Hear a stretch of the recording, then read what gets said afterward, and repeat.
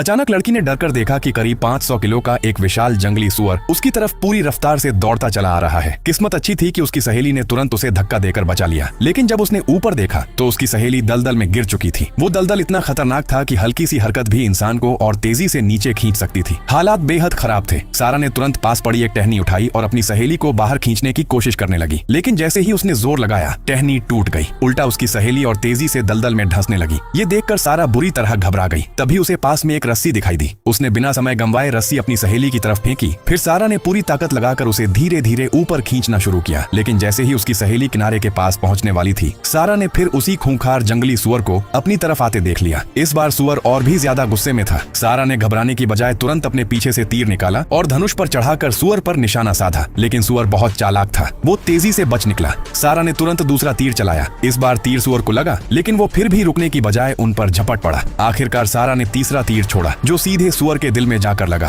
अगले ही पल वो विशाल सुअर वहीं ढेर होकर गिर पड़ा। असल में तब तक उसकी सहेली खुद भी किसी तरह दलदल से बाहर निकल चुकी थी, लेकिन उनकी परेशानी अभी खत्म नहीं हुई थी। अचानक वहाँ एक और उससे भी बड़ा जंगली जानवर आ पहुंचा। ये देखकर सारा के पिता और उनके साथी डर से जम गए। फिर अगले ही पल वे जान बचाकर भागने